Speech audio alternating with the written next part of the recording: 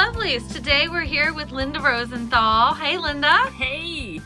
And Linda works here part-time with me at Lovelyarns, and she is our head colorist. So, Linda, tell us, how did you get started in working in fiber arts? I started, my training was as a painter, and I love color, and that's always been my focus. And I got involved in textiles. I fell in love with tassels, and I thought, oh my God, I have to make them. And then that led to the knitting, and then the weaving, and then everything else. But the focus in my work is always the color. I've never made a piece in one color.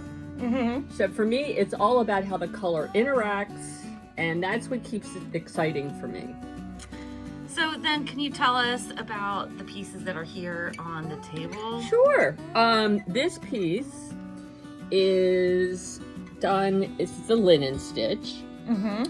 And I have changed yarns every row. And at the end of the row, I leave enough for a fringe. Because I just love fringe. Fringe is a lot of fun. It is. It is. So then, the yarn that you use when you're doing one of these scarves like this, and this, I know that you cast on and you work the long way. Yes, I cast it on 300 stitches. And so you cast on your 300, and then for doing the linen stitch, if somebody wanted to make a piece like this, like what weight yarn, what size needle? Well, I love working in fingering weight, and normally on fingering weight I use a number 4 needle when I'm just knitting regularly. But with the linen stitch, you want to go to a bigger needle because your yarn is going 3 rows instead of 2, and you want it to have drape. So I use a number 10 to give me the drape that I want with this particular, because it's a tighter stitch. Right, I get the slip stitches pull the fabric tighter. So if we're looking here, so it's a knit slip, and then on the right side it's a slip with the yarn in the front, so we see the V for the knit, and then the bar across is the slip. So it looks almost woven. Well, that's the beauty of it. I love the fact that it looks woven, but I can actually just do it with knitting needles. And then how do you choose what colors to work with? Oh God. Like, do you just start with one? I sit on my bed. I have this big bed that I sit on, and that's where I like to do my work. I sit Indian fashion, and I have my art light, so it's my command center.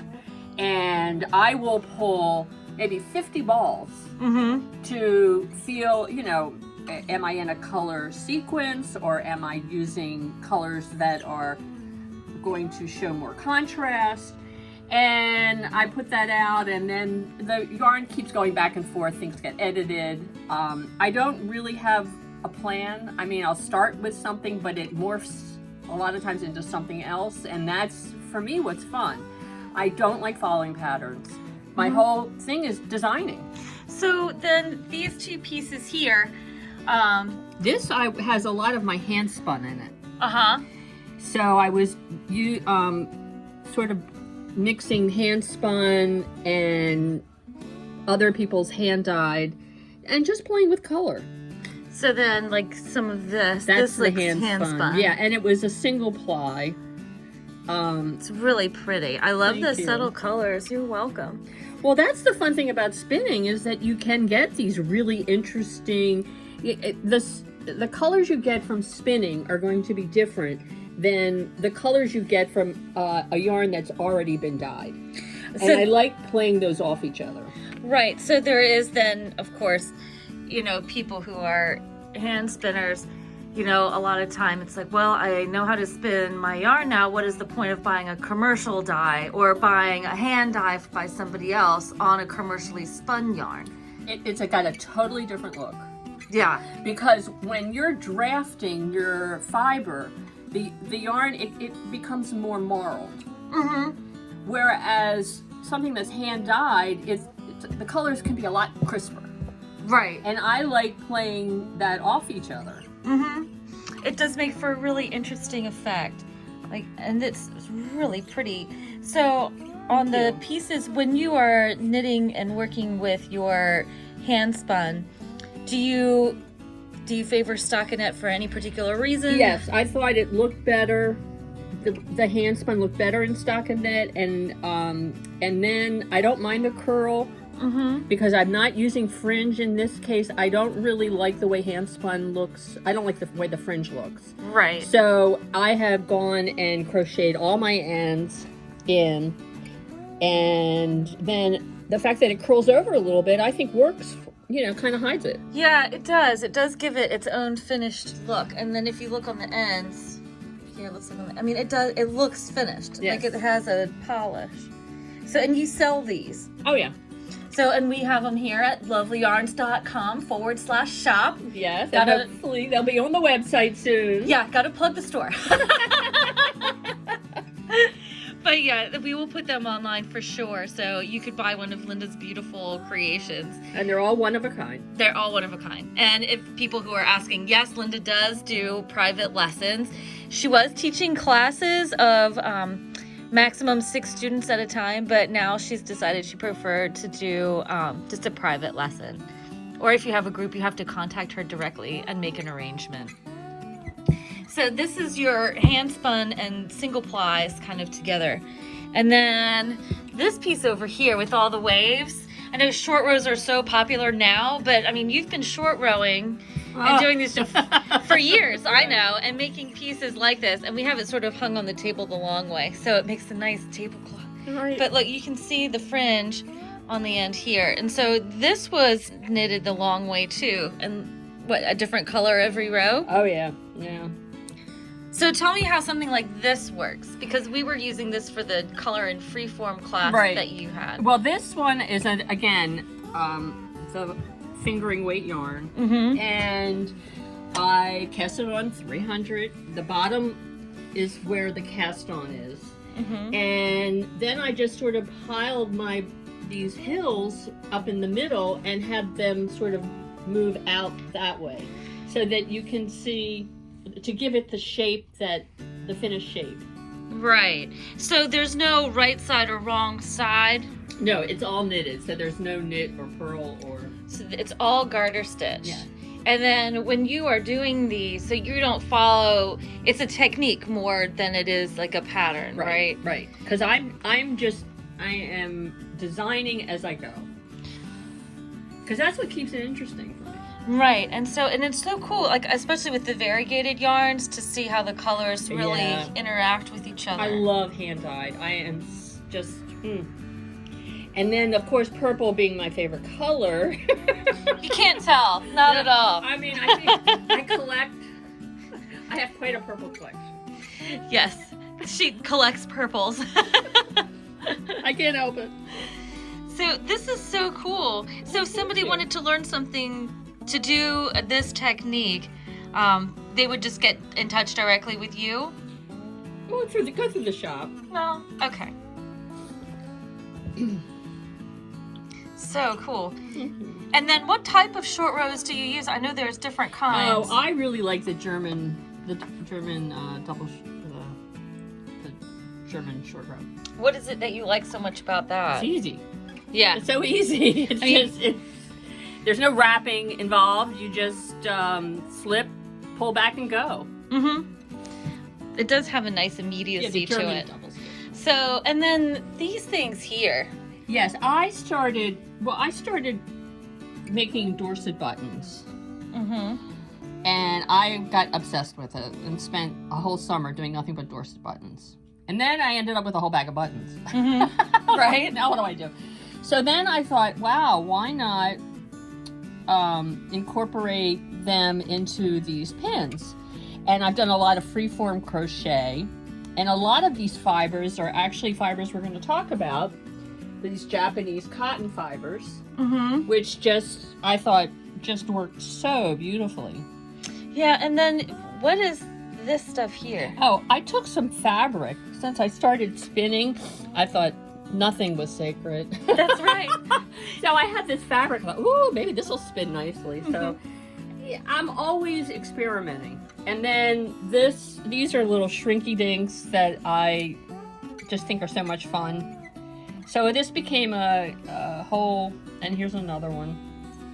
Here's some fabric that I hand dyed. And where did you dye? Well, I had an apartment that I used to live in. Then I dyed a whole lot of fiber, and unfortunately, when I left a big purple stain. But I had been in the apartment a while, and the carpet was not new when I moved in, so I guess it was time to replace it. Right. So I think my dyeing days are over. Yes. The days of dyeing are long gone. Right. And then I took the idea of the Dorset button and went bigger with it. And have just had so much fun. Now this piece, I've used a lot of that Japanese, the Japanese fibers in. And just playing and... And then what do you have wrapped around the edge that looks so cool? Oh, that's this stuff. I love this stuff. This is hand-dyed raffia. It is so cool. So I have used that in a lot of my pieces. And in fact, there's also that piece where you've got it, and it's also the warp. This is so cool. And so this is what we're calling your circular weaving. Circular weavings. And then in this piece, I used, I think, predominantly handspun as the weft. It's got such an interesting texture, and the pieces that are overspun look like beads. Now, that's what I love about overspinning. It's so interesting. It's got so many cool things going on with the color and the mix of texture. So if we were going to make a project and wanted to use some of the stuff on the wall behind you, like how would we get started? Like, because it could be so overwhelming because there are so many choices with what you can do. I mean, even looking at what you have, it's so cool because it's like the Japanese fibers and some hand spun and some hand dyed and the raffia and the beads, and you know, you can go overboard quickly, I think. So how do you start? How do you make the decision? Well, you start first. You get a ring. You get a metal ring. They come in all. You can get them at Michael's or Joann's. They come all different sizes. In fact, here's a bigger one. And so basically, first, what you want to do is wrap the ring. And that's what I like about this stuff, because it's colorful, it's not expensive, and it makes a great wrap. Right, and then we sell it. You could get like the whole ball, or we also sell it by the gram. Yeah, but you know, when you're doing projects like this, especially wrapping, you really don't know how much yardage you need. So considering that these are $11.25 a ball. Oh yeah, might as well just get the whole thing. Exactly. And then you can also use it back into your piece, whether you can add some to your warp or your weft. And this one I did with really thin. The warp is very thin. I was experimenting on different ways to do a warp. So, and this looks like some of the weaving cottons, or yes, this is the weaving cottons. I thought I experimented with those in different ways, and I think it's a fun look. And I really got to play with how they cross each other and what I could do with the warp, and then also leaving some of the warp showing. Yeah, I think that's really interesting, and I like that choice because, you know, the warp is such a cool color, and it really makes a nice balance against some of the brighter things that are going on here. So I use these as my personal dream catchers. And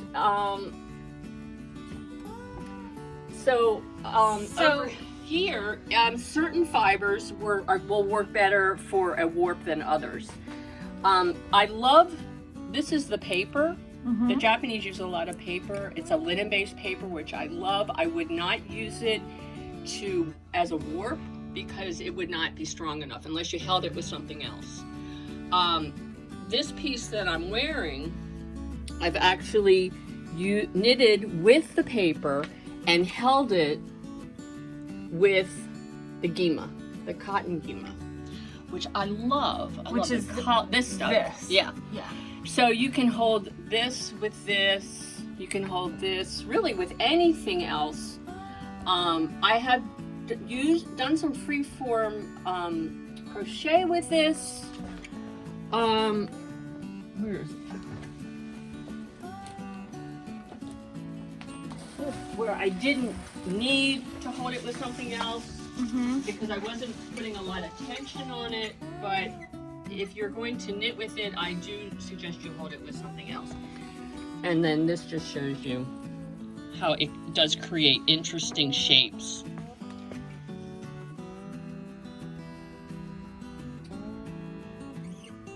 That is cool. So then this is the paper. That's the paper, yeah, and so is the white. And yeah, I was experimenting with different forms, and I love the fact that freeform crochet is so sculptural. Right, and it has beads, and it looks like some linen in here as well.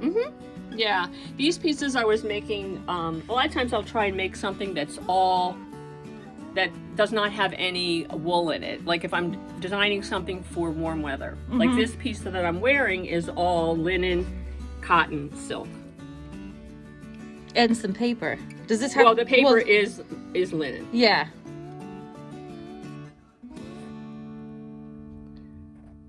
You know, it's really intricate when you get up close. And this is just seed stitch. So that's like a knit one, purl one checkerboard. That's my go-to stitch, seed. So when you're making something, so say you want to sit down and make something, whether it's knitting like if you want to like knit a wrap or a scarf or a shawl, how do you decide like what stitch or what technique you want to do? Do you just feel like, oh, I'm in like a seed stitch mood, or I really want to do linen stitch? Well, the linen stitch is a tighter look, so it depends on if that's what I'm looking for. I just started a piece for the summer, and so far I'm playing with my colors, and it's one row of each color, but there's not going to be any wool in this piece, so that's what I start with, and then I go through all my cottons and my silks and my rayons and my linens, and of course a little sparkle always is nice. That's right. And then this is the seed stitch, because I like these pieces to be a little looser than the way that the linen stitch knits up. And it's so easy for me to do. I know a lot of people hate the seed stitch, and I'm like, I love it. So then what then would be the advantage of us doing seed stitch versus one of these short row pieces for one of these summer weight things? Well, you could do short rows in the summer weight, and then it wouldn't be seed, it's all knitted. Right, that's all garter stitch. Right, it really depends what you're trying to design. Do you feel like one choice shows off the yarn more than another? Well, what's interesting when you do short rows is you actually get a piece to actually see enough portion of the yarn to see how the colors come out. Where here is going to get more, it will be sort of a progression of color moving from one end to the next. And there are times too where if I say, wow, I really like the way these color run, I want to see more of the color run, I might do several rows. But right now I'm just feeling my way through my colors. You know, I started with something very pale, and look where I ended up. Right. And I've only just begun. So then we have so many different things here. I know, so, I love these yarns. This is such a great company. The Ito yarns, start with this. These are silk. I love these. It's 10 strands of silk in one flat piece. And it just knits up beautifully. And I love the shine. Yeah, it does have a really nice shine. So if we get close, like you can see the different strands of the silk. And it's soft. And it's very strong. I mean, there's nothing stronger than silk. as far as fibers. Mm-hmm. I mean, other than nylon.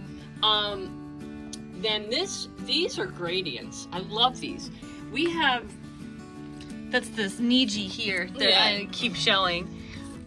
So it's like shades of something. I know is the shades of whatever color. And then you can hold this with your paper. Makes an interesting. The paper stays one color, and then your gradients will just that will be the one that will be changing colors, kind of like in these pieces.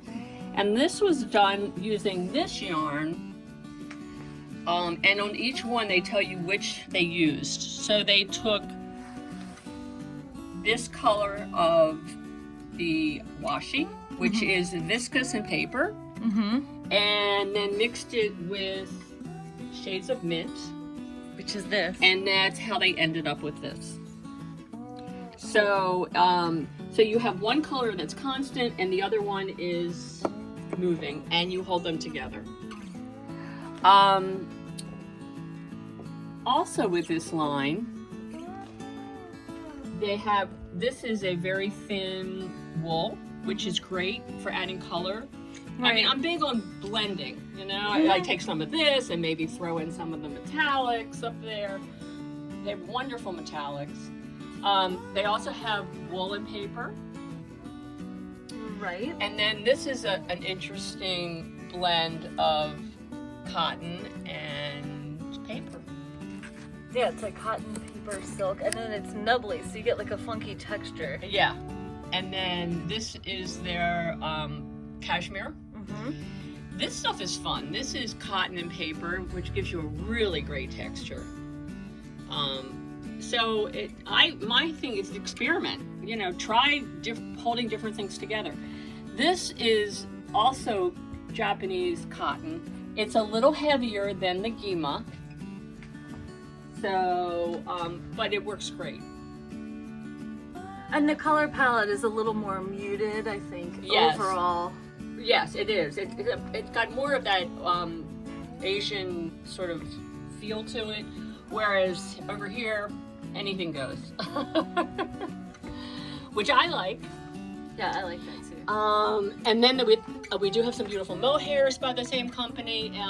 It's mohair. It's a beautiful kid silk it's silk and mohair blend, super soft. And then we have, this is a beautiful range of silks, with variegating widths, and it's always a wonderful addition into a piece if you want to pop. And these are like 100% hemp, which is kind of oh yeah, love it. And they do like a little bit of slubby action. And then we have the yeah, I love the colors. Yeah. And then we have the cotton silk blends. And these are all fun to play with and mix and match. So to put it together, I mean, you could start with anything from over here on our fingering wall and then sort of like pull accents together. Yeah, yeah. The thing is, you know, until you put the colors together, you don't know, because color will change by what color you put next to it. So, so on your pieces, like you said that you keep like maybe put all wools together or put all non-wools together. Not necessarily, but if I'm making a piece for summer, I'm gonna do it without wool. But I don't have a problem mixing any kind of fibers. The bottom line is, if it looks good, it works. Right, so people shouldn't be, a lot of people are concerned about mixing different fibers and different weights of yarn together. Oh no, I think. What's your feeling on that? I love mixing all kinds of stuff because it makes it interesting. Yeah. You just never know when. For me, if the color works, I'm gonna find a way to make it work. So I don't, you know, I do mix different weights of, when I'm knitting, and what I do is I try and balance them out. If my go-to is fingering, and then maybe I have a DK that I really want to throw into the piece because the colors are fabulous, I might put a lace weight on either side just to balance the weights out. So, and then how would you choose a needle size for something like that? Oh, I'm doing everything on 4s. I do not change. If I'm doing the C-stitch, I never change needle sizes. Okay. It will be what it'll be. I mean, once you block it, you know, it's and especially since I'm doing it the long way, right? You're not going to have these, you know, edges that stick out. Right. Okay. Well, I know some people, this has been really fun, and I love talking about color and texture and combining. But don't forget this. Oh yeah, talk to me about this. This is the stainless steel and silk, which is so cool. It gives it just gives such an interesting effect. Yeah, look you at can that use it for jewelry. sparkle. You can, yeah, it's really cool. And very thin, super thin. I've used it in a lot of different ways, especially when you just want something a little different. And then, of course, you do have some of the different wool blends. Yeah, and this is ridiculously soft. This is that cashmere and sable. Yeah, and then you also have the. We have the Niji is all wool, and this is the wool and camel. Yeah. This is new. This is a little heavier. So you could mix this with this and add some of the crunchy paper textured stuff in. And it would be fabulous. And even some of these, we do have these other metallics. Oh, right, from Filature de And Crosa. then this, the Marlene down here, also, there's no wool in any of that, and that stuff is really, has a really interesting effect. So, my feeling is, you play. Awesome. So then if this is one way to play, and then, so if somebody doesn't feel comfortable with trying to figure out to mix, we can come back here. We have different fibers in similar colorways that you could do something like, this is silk, hand-dyed silk, and put it with the hand-dyed cotton, and then here's a thicker cotton, and then we also have a boucle.